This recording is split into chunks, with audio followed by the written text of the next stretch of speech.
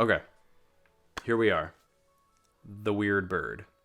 The new bird. This is the first time that this bird, to my knowledge, I think collective knowledge, has ever been seen or observed by a person, or at least noticed by a person.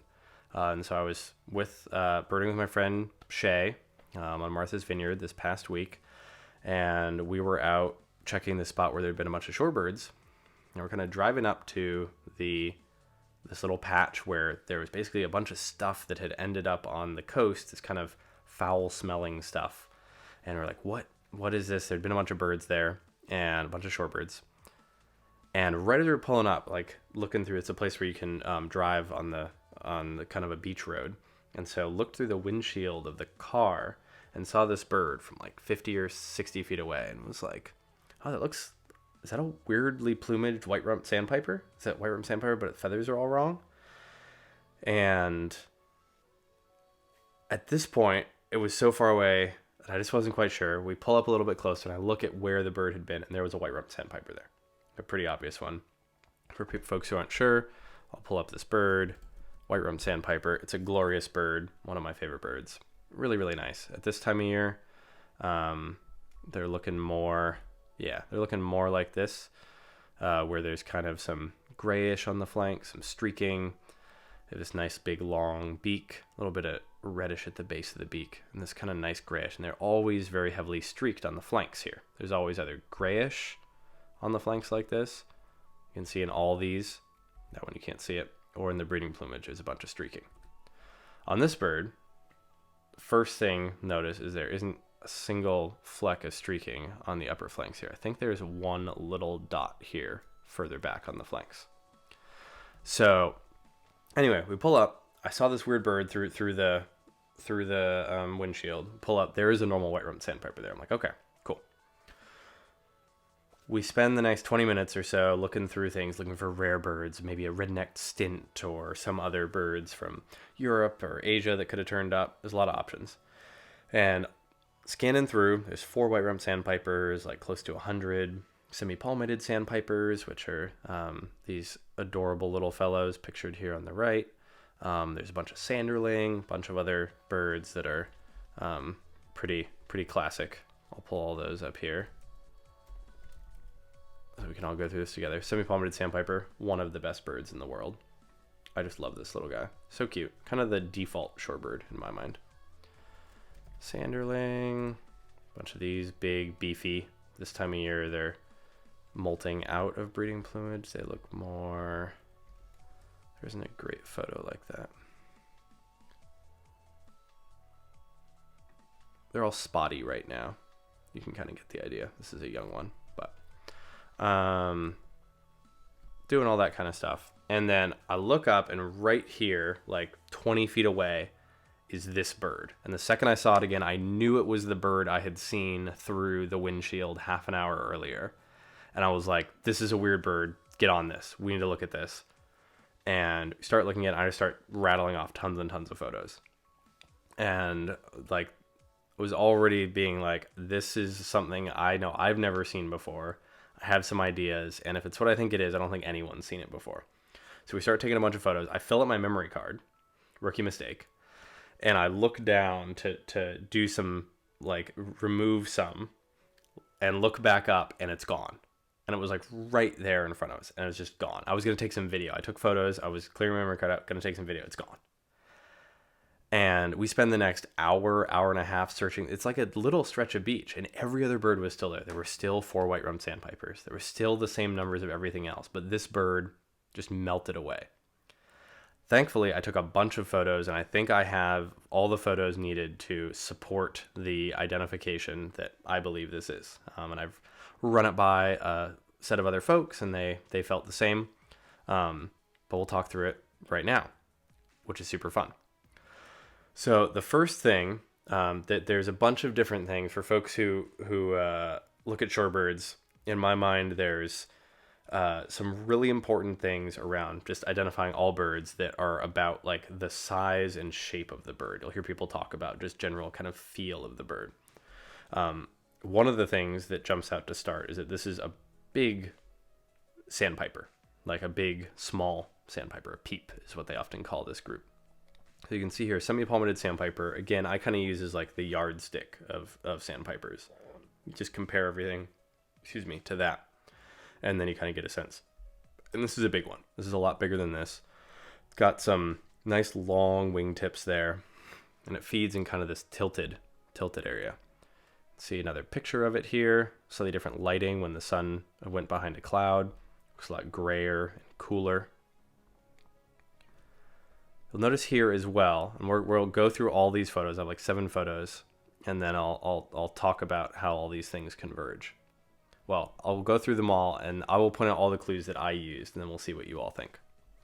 So right here, you'll notice as well, between the toes, different shorebirds have different amount of webbing in their toes right there. So another word for webbing is actually palmation, for folks who don't know. And so semi-palmated sandpiper actually just means partially webbed sandpiper.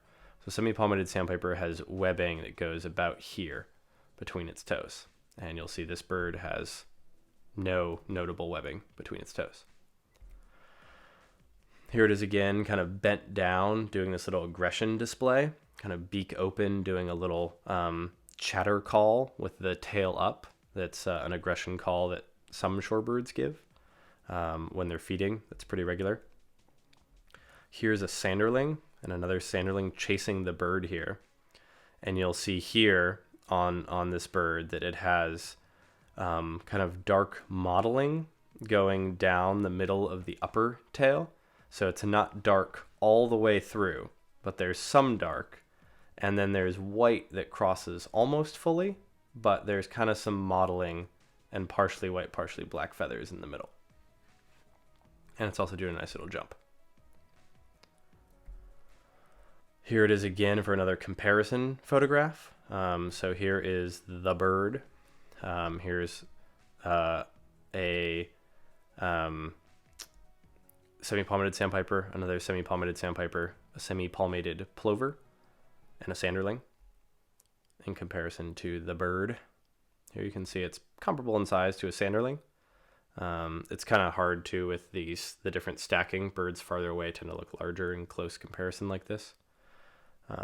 But there is a notable size difference there. Peep chonk, as someone said.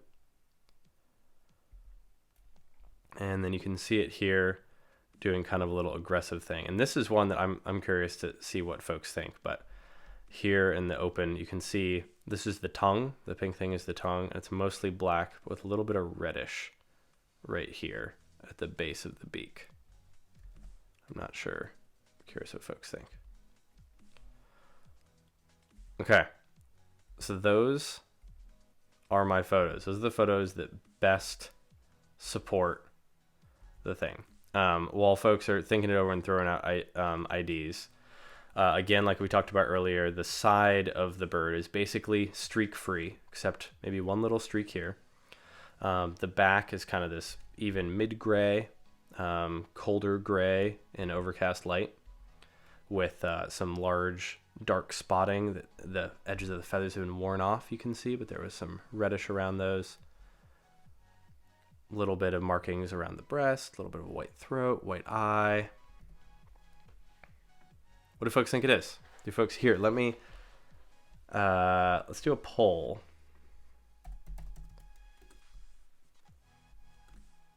I'm gonna pull up the front on shot again. Let me see. Okay, I'll pull up the front on shot again while I do a poll. What is this? Let me see what people have said. People have said Western Sandpiper.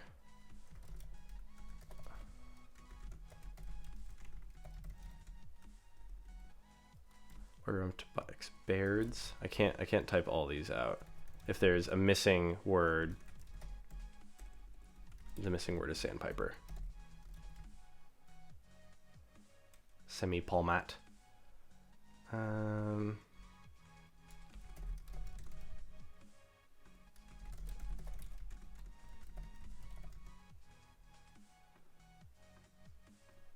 I think it's the first time I actually made my own poll. Let's see how this goes. Okay, poll should be up. variety of little options in there. So people are suggesting, and for folks who don't know, all these 4-letter codes that folks are using are kind of acronyms for birds. Yeah, thanks Lily for that. I'm definitely, I'll stick this up on YouTube for sure. Yeah, so folks are suggesting White-rumped Sandpiper, Baird Sandpiper potentially. Anyone want to see any of the other shots? Yes, Chirpin, this is a sanderling behind it in this photo. A bit chunkier, broader bird, a little bit larger, touch larger. Anyone want to see any other photos? Bit of flange on the upper mandible. Yeah, TZX, you can use all these shorthand codes, and so here's pro tip for folks that you can use any of these codes: Bass Saz, Baird Sandpiper, SESA, S-E-S-A, Semipalmated Sandpiper. I'll run through them one more time before giving the reveal.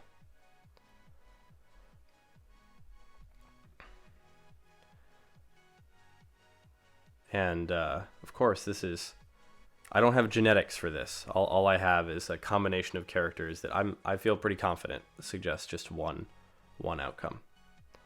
We have hit on the left here.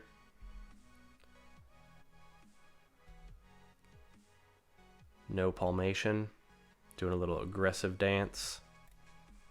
Getting attacked by a sanderling. Zoom in on this. I was you can see some of the fine streaking on the flanks here as well. I was very thankful because, I thought I was going to have all this time in the world with it when it was there and so close, and I just went down to delete a couple of photos and looked up and it was gone. And at that point I didn't know what photos I'd gotten, and I already had, again, in my mind, an idea of what it was. And I will say, as a partial spoiler, half spoiler, was that I was pretty confident that White-rumped Sandpiper was part of it. And I was like, oh my God, did I get the tail? Did I get the upper rump shot? I was like, it didn't fly, I didn't get anything. So I'm just like frantically scrolling through. And I have this one photo that is the single photo where you can see this super critical thing that, in my mind, very clearly shows that it is a hybrid between a white-rumped sandpiper and another species of sandpiper with a dark rump. Spoilers. Here it is in the middle again. And here it is at the end. Okay, time that the poll is over. And let's see. Okay, interesting. So the final poll from chat suggests white-rump sanderling, and then white-rumped semipalmated is second.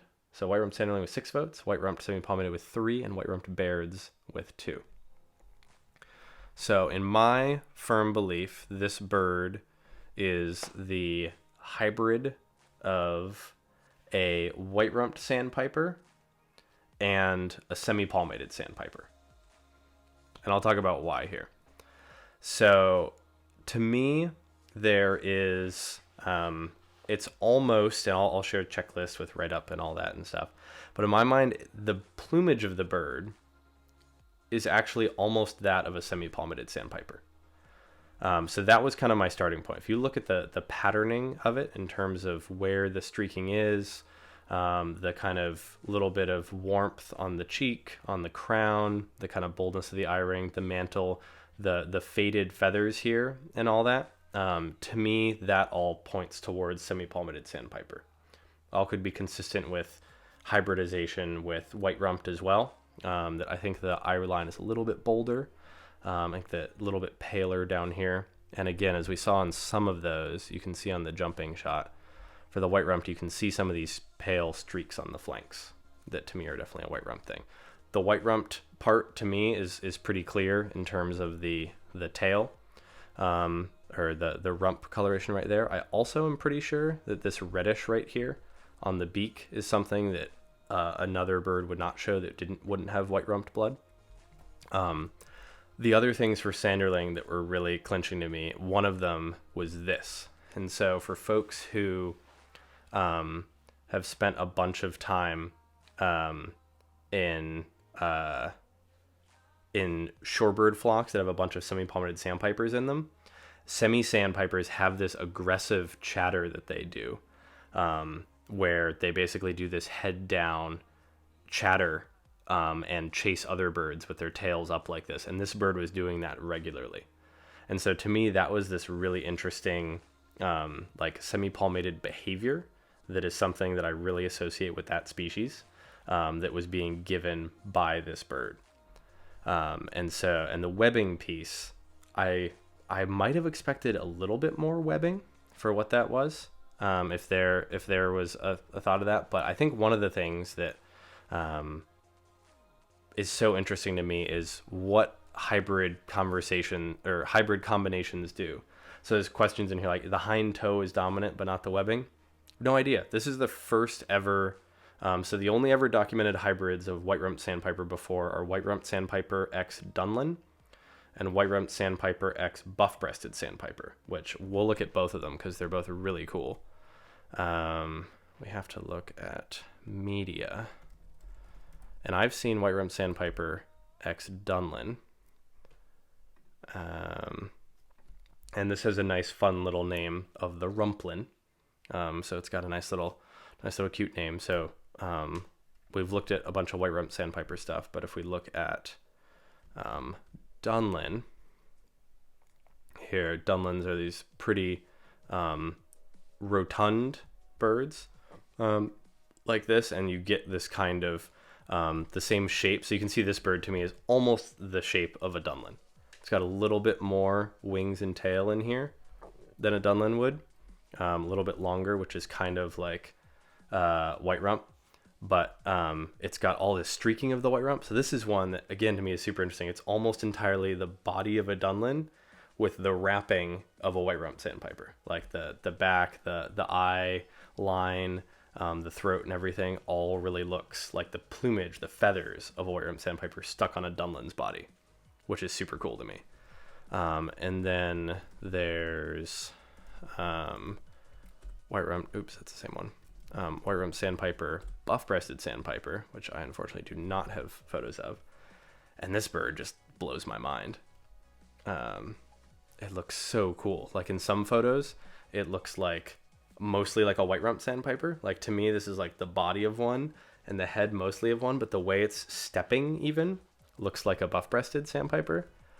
And then in flight, it looks totally different. Like I can hardly believe this is the same bird. It just looks so much like a buff-breasted sandpiper. And so hybridization is just so crazy because you never quite know how it's going to manifest itself. And you can see here the white rump kind of played its way through some of this as well on this hybrid right here. And then in this one, like it looks really white rumpy again, really long wings, really, really good. Just such a crazy bird. So you never quite know, and oops, I don't even know that happened. You never quite know, and I'll be curious. I haven't looked at because this is a hybrid combination that's happened a few times. So here's a breeding plumage to Dunlin, white-rumped, that again looks mostly like the plumage of a white-rumped sandpiper. A little bit brighter, where the Dunlin is redder, but mostly the body of a Dunlin. So you never quite know how to be. Oh, here's one that looks totally different. Oh, that's cool. Oh, actually, I wonder if that... Oh, this is actually interesting. This kind of looks like a white-rumped sandpiper, purple sandpiper hybrid to me. I might follow up. Oh, sorry. Let me make sure we can see the photos of this. I think I'm going to follow up with... I know Doug. I'm going to follow up with him after this. This looks like another new hybrid, actually. This does not look like white-rumped Dunlin to me. I'm pretty sure this is white-rumped purple. For August, could be. Juniper, thank you for the follow. Oh, this is really cool. And the bill too. Oh, I really think that's what this is. Okay, this is really fun. We're discovering more. So purple sandpiper here has this pretty long beak that has this kind of little kink down at the end. And in the breeding plumage, it has this really cool mottled appearance, including all this mottling below and all this speckling. that you don't get on a lot of birds.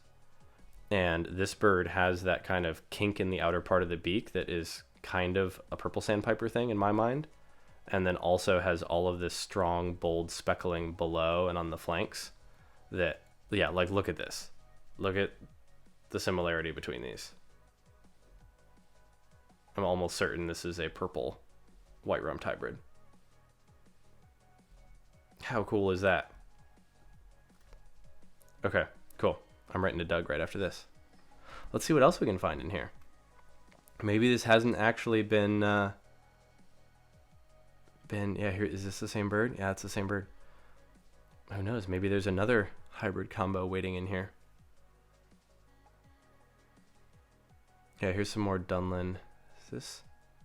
Yep, Dunlin white-rumped hybrid. This is a very subtle one. Oh, I was hanging out with Jeremiah last night. Yeah, super subtle.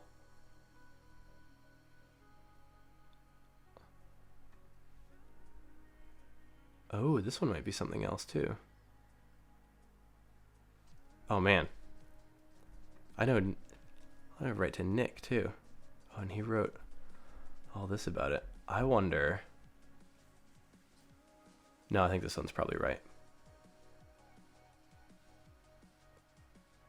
Although I actually wonder about this being a Western white-rumped, Western Sandpiper, X White-rumped Sandpiper. Okay, sorry, we're getting too far in the weeds. We're getting away from the original bird. Okay, what else we got? We got the Cox's Sandpiper here. Yeah, so this was a bird that baffled many a long time ago. And then, yeah, they've turned up somewhat recently. I love these hybrids.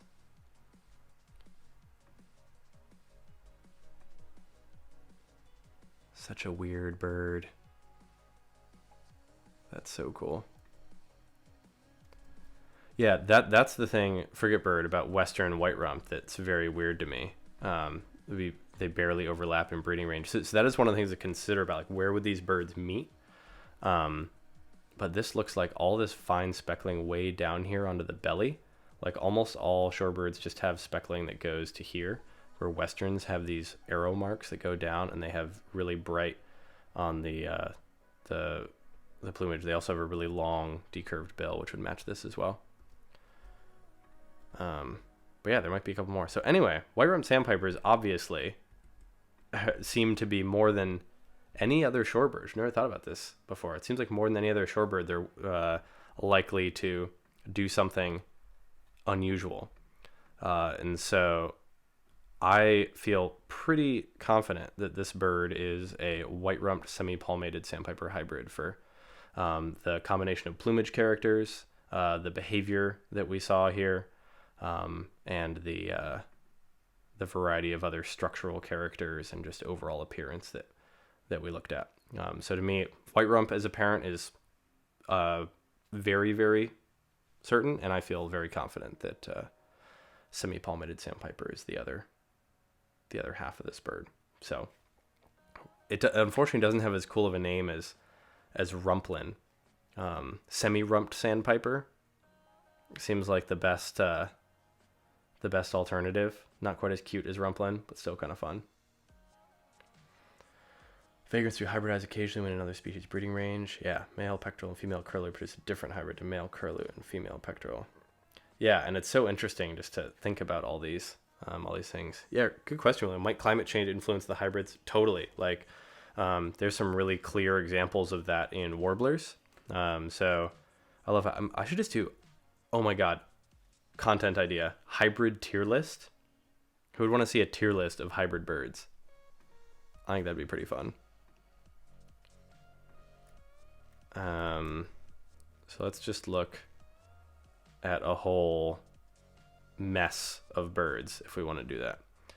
So, golden-winged and blue-winged warblers to me are a great example of climate change and hybridization changing, where basically for a lot of birds, so golden-winged warbler, beautiful bird, occurs here in a lot of northern North America in the breeding season. Let's actually look at the science map for this. This will be better for what we're trying to do. Just gonna look at this.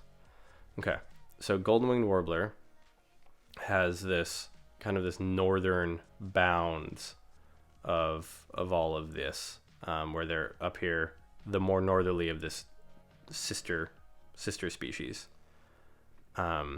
And blue-winged warbler is this more southerly one, where the previous golden wing that we were looking at, oh, let's do static so we can look at the same, was further up here in all this northern. Let me just do it so I can flip back and forth. So golden-winged, northern Minnesota, Wisconsin, over to southern Florida, or southern Ontario. And then here, blue-winged warbler is down in this further south. Over the last few decades, blue-winged warbler is moving further and further north with changing climate, and golden-winged warbler is basically being hybridized out of existence. And wherever they occur, there's all these things. Oh, early bird, thank you so much for the follow. And there's all of these. Oh, this is funny. I saw this exact bird. A lot of weird ones out there. So the pure golden wing doesn't have any yellow except on the crown and the wing, and then the pure blue winged just has snowy white wing bars, and so you get all sorts of crossing and all that, but pretty cool. Anyway, hybridization is really cool. I was really blown away by this. I never thought I would discover any kind of shorebird, with this being like my favorite type of thing. So super exciting. Been a really fun week. Saw like a quarter of the US and Canada's roseate terns. Saw a new type of shorebird. We'll see how it goes. Interesting that white-rump hybridized with all these somewhat distantly related species. Least is apparently sister to it. Oh, I didn't know that, frigatebird. Don't think white-rump least has never done that. Hey Lulz, thanks for coming by. Be awesome. Lots of bluing this spring in Ohio. Okay, so now here's my question. The folks who thought it was white-rumped sanderling. Now that we've gone through it, talked about it, what do you think? Do you think we got a white-rumped semipalmated here? Have I convinced you? Or any folks still think it's something else? We'll never truly know without genetics, and it's always this interesting exercise. But I feel pretty good about this one. It should be pretty cool. And my friend Shay, who I saw it with, she went out there today and did not see it. So it,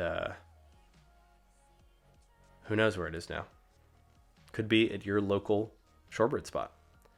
And it's definitely a cryptic bird. It can blend in a lot, but it basically looks like a giant semi-palmated sandpiper to me. Semi-sandpiper in the body of a white-rumped. It's pretty cool. Pretty cool bird. Yeah, Jason, it's definitely it's a hefty one. One of the things that's actually pretty cool about Baird's sandpiper, let me see, I think that's the best spot on. You can kind of see it for this. I think for this one, Baird's sandpiper actually has this really interesting shape that a lot of people talk about. When you're looking at a Baird's sandpiper straight on, it's really flat and wide, more so than almost any other shorebird. You can kind of see it in this. But it has this very wide appearance, which is kind of interesting. And this one doesn't really have that. Who knows how much it would manifest itself. Like, to me, it basically has the body of a white-rumped sandpiper, almost indistinguishable from one in my mind. Yeah, who knows? It's pretty cool. Yeah, Jason, like you said, keep on the lookout for hybrids. If you see something that's a little bit weird, take a picture. I mean, to me, this was a triumph of digital photography, where it's like, I never in a million years would have been like, oh yeah, I think it's this hybrid combo, etc. And not really knowing, but being able to take a bunch of photos and look at it. We went the last shot comparing the shape with the sanderling. That one, Lily? Yeah. So anyway, pretty cool. Take a bunch of pictures, look at weird birds, look at shorebirds. Now is the season. If folks are intimidated by shorebirds, go out and take some pictures and bring them to the next stream. share them. I can look at shorebirds all day. I just have looked at shorebirds all evening, and happy to do any of that. And take pictures, share them, and talk about them on stream.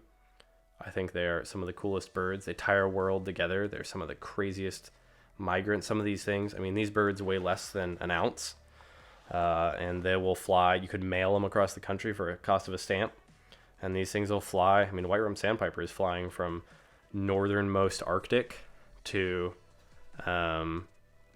southernmost South America. Like, this bird literally breeds here.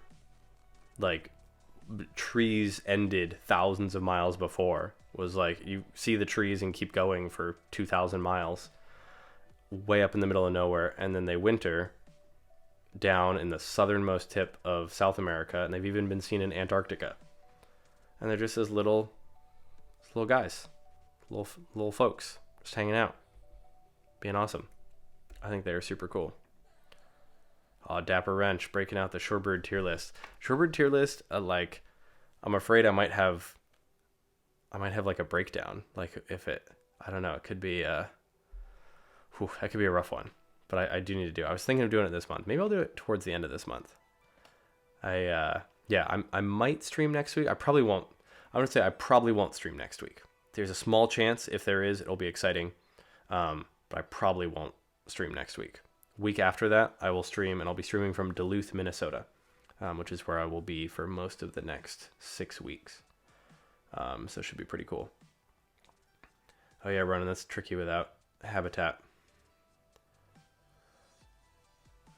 Brief size tutorial for sandpipers. Wimbrel's top tier, absolutely. William, I try to post. I need to be better about announcing my streams. Yeah, so if you're new here, please follow the stream. I think the button will be down in that corner, down here. If you follow the stream, the best way, since I don't have super reliable, I'm trying to get back on a schedule, but the reality is right now I'm traveling a lot, which I feel very fortunate to be able to do, but it's really hard to keep a schedule with this, which I know is hard. But if you follow the stream, you should get, and turn your notifications on, you'll get a notification when I go live. Which will almost always be in an evening, but I am going to try to get my live birding rig up and running again, and then do some live birding this fall from hopefully Hawk Ridge and Duluth, do some raptors flying over. There's also a big common nighthawk migration. Late August, I saw 20,000 common nighthawks in a few days, so that will definitely be cool. Let us know how the possible purple X goes. Doug is a fantastic birder. I've known Doug for a long time. But yeah, for these hybrids, who knows? But I'm pretty sure that's a purple X white-rumped, so should be pretty cool. Marsha, I think I'll hold off on the size tutorial for sandpipers for another day. I'll save that maybe for the tier list. We can talk about it. Favorite white-rumped, possibly establishing a new flyway in Europe, Africa. Oh, frigate bird, really? That's cool. I know there's definitely a lot that turn up as rarities. So that should be good. Oh, Juniper. Well, welcome to Twitch. Glad you had a good time. Please share. I'm trying to get more. Yeah, so while folks are still here, if you're new here, please follow the stream. Also, there are a bunch of other folks that are also creating bird content on Twitch. So if you look in the chat right now, there's a set of links to other streams that some of them are bird cams that are on feeders or on an owl nest. Others are folks. I Paint Burbs, Liz. She does really cool bird art few times a week. Dr. WD40 does live birding streams. So does Seth, Seth Lee, and Songbirder. So there's all sorts of cool things out there. And if anyone is interested in doing bird content, creating your own kind of bird streams or whatever that might be, please message me, DM me on Twitch or Instagram or something like that. We have a little community we're trying to put together, because my goal, my hope one day is to be able to just at any time of day pull up Twitch or YouTube or whatever it might be, and be able to go look at dawn chorus in New Zealand, or the passage of birds migrating through Gibraltar, or someone at a fruit feeder in Colombia, and just a bunch of folks just sharing their world and their birds and all that. So that's my goal someday. So we'll see. But yeah, Martian, going to Duluth for fall migration. Migration's already on and should be good. William, for common nighthawks in mass, the farther west you go, the better usually. Along like the Housatonic, west of the Berkshires is the best I've seen. Also in Central Mass and some stuff. So should be good. Okay, Lily, I'm sorry, I must have missed that. I will go through and get back to you on that because it'd be great to have you in the bird streamer Discord world. I guess the last plug at the end, I think that's it. I have social stuff. Oh, although those are wrong. So don't go to those. I'm basically at I recently had a different name. I previously had a different name, and I decided that I didn't like that name. So I changed it to the Birds Guy. So I'm the Birds Guy on everything. But there it is. Oh, Seth, yeah, you just made it in for the end. You'll have to watch. You'll have to watch before. Okay, the fish might be a mummy chog early bird. Okay, we'll look. Yeah, Martian, overall size, bill size, color shape, leg color length. Can be some good stuff. Yeah, go back out in the field, take pictures, come back, share it with us. We'll see what we can find. It'll be good. Cool. Well, thanks so much, everybody, for turning out. It was cool to have a bunch of new faces, new folks here. Again, I probably won't be streaming next week, but probably will be streaming the week after that, and for many of the other weeks, aiming to do some live birding stuff as well. And see how that goes. And for the final finale, we have one last redeem from William of a nice yellow-crowned night heron. Fenway Victory Gardens. That's very cool. It's a nice clean photo. Give that. It's on the edge of 4. I think it's a 5-star. It's like a 4, right on the edge of 4 and 5-star for me. It's a nice one. I like it. Cool. Thanks so much, everybody. And have a, oh, hey, Lurch. Oh, Sean, good to see you. That's awesome. Have a great Wednesday evening, to check which day it was. And I will see you at some point soon. I'm going to find somebody else to raid. So I'm going to send you over to look at, I'll send you over to California Burbs.